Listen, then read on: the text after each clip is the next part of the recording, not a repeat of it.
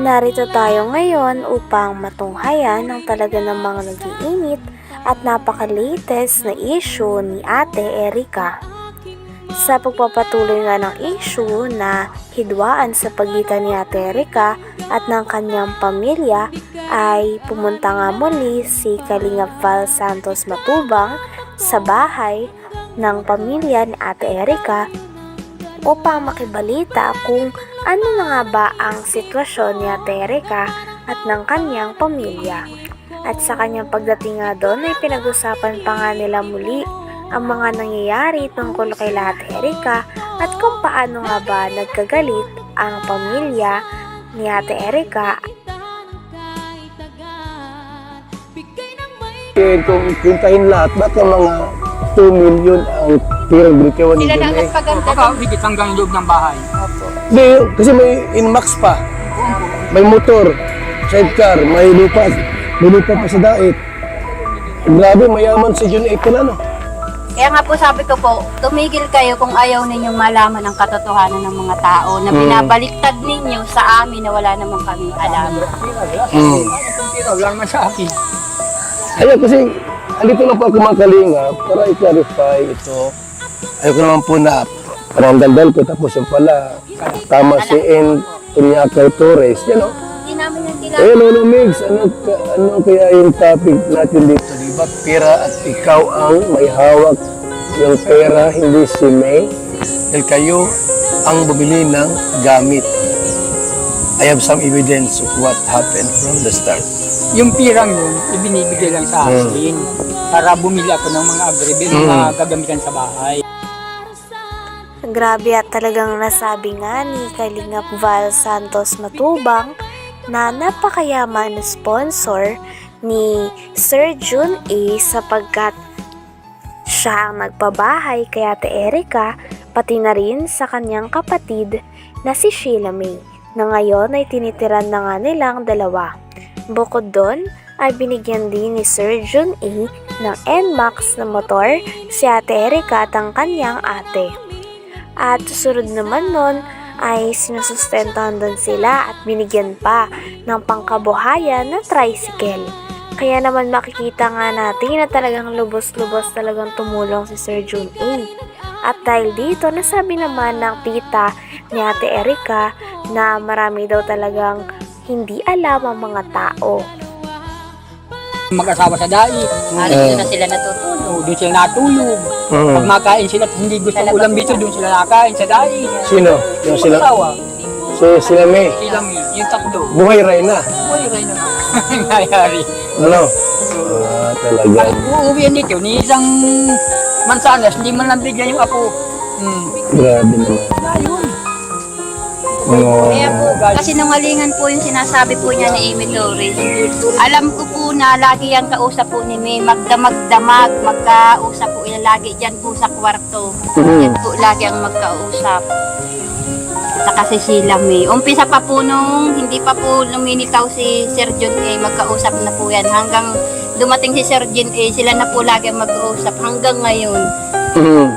Sila po ang laging magkausap. Nasa likod po si Sheila May kay Amy Torres, siya po yung nagbibigay yata po ng update. Okay. Kaya kumakalat po. Bibigyan ng mga salita para kumalat sa kanila. Parang tinatakot pa kayo, ah. Ayon nga sa mga nangyayari, ay nasabi nga ni Kalingap Val Santos Matubang na aanhin daw natin ng pera kung hindi naman tayo magkaayos kasama ang ating pamilya. Lalo na ang mga tao na talaga namang nagmalasakit sa atin sa mga panahon na walang-wala tayo at nagpalaki at nag-aruga din sa atin simula bata tayo. Lalong-lalo na din ang mga tao na nagparal sa atin at hatid sundo tayo sa eskwelahan nung bata pa tayo. Kaya naman sa mga nangyayari ay talagang nakakalungkot na parang inabando o hindi na inaalala ni Ate Erica at ng kanyang ate ang kanyang lolo at lola pati na rin ang kanilang kapamilya dahil hindi na nila ito binibisita at nagiba na nga daw ang ugali nila base sa kanilang lolo. Sinasabi nila. inaano ako. So maganda rin yung malaman natin lahat ang pangyayari po. Nandito kami, ating kalinga, para malaman natin ang buong katotohanan bakit umantong sa ganito na salip na magkaisa yung apo at lolo parang hindi magandang nangyayari. Ano niyo po ang pera kung sira naman ang relasyon sa magulo. Ito ang pinakamayaman sa buong mundo. Kung sira naman ang relasyon, wala din silbi po yun. Ang malaga po yung magandang samahan. So, yung mga sinabi pa lang hindi totoo pala. Naghahambog lang. Sinungaling. Sa din yung imitoris niya, butog yun. Si Torres. Sisilam niyang gapa nun. Sinabi pa nga sa post na talagang parang sobra na daw ang pamilya, lalo na ang tita ni Ate Erika at ang lolo ni Ate Erika sa kanya. Kaya naman pinagtatanggol nga ng post na ito si Ate Erika at ang kanyang ate. Talagang sabi nga ng lolo ni Ate Erika ay napakarami daw maling impormasyon doon at talagang pinaliwanag din ni Lolo Miguel ang kanyang sarili sa mga manonood. Talagang marami pa nga mga bagay na hindi nalilinaw tungkol sa issue na ito, kaya mareresolba pa kaya ang mga ito? Dahil nagagalit na nga talaga si Lolo Miguel pati na rin ang tita ni Ate Erika. Talagang habang patagal na patagal ay mas umiinit na nga ang issue nito. Sino nga ba ang tunay na may mali? Ang pamilya ba ni Ate Erika o sila Ate Erika at ang kanyang ate? Yung mga sinabi pa lang hindi totoo pala. Naghahambog lang. Sinungaling. Sa din yung imitoris niya, butog yun. Si Torres. Sisilam niyang gapa nun. Ang kausap palagi. Grabe, nasa likod yun yung layo. Kaya nakaalam. Ibinubulgap. Meron na palang motor si Erika. Max. Oo, meron. Anong pala yung motor niya? Murang nga pa. Mabuti, may lisensya naman yan. Kinunang yun nila si Kuanig dun eh. Ang lisensya. Sisya sila. Talagang Si Arnie. mahal na mahal ni yung mahal na mahal ni John Lee, ano? Nakuha ng aga. Tapos sa may luto sa dait. May luto guys. Wow, grabe, congratulations. Tapos may bahay pang maganda. Walang masamang tumulong. Meron lang kasi magpaabot ng reklamo sa atin.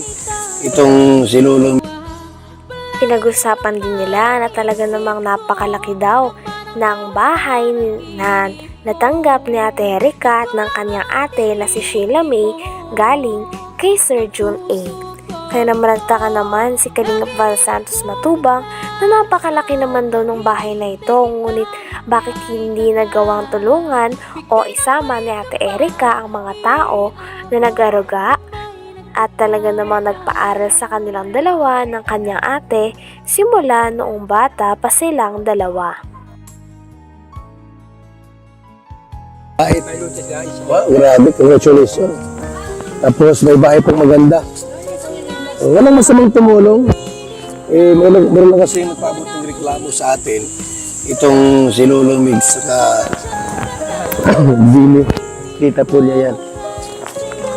Bakit yung gano'n nangyari? May ilang square meter yun.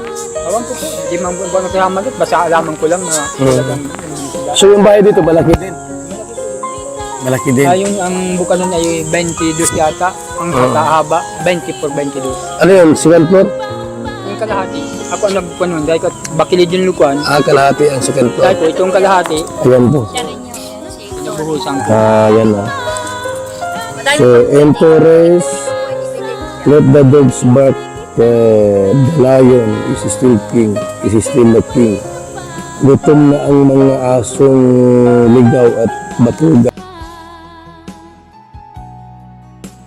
Hanggang dito na lamang muna ang ating napakainit, nagtitrending at talaga namang mas nakakaintriga na issue ni Ate Erika. Maraming salamat sa inyong panonood. Hanggang sa muli. Bye!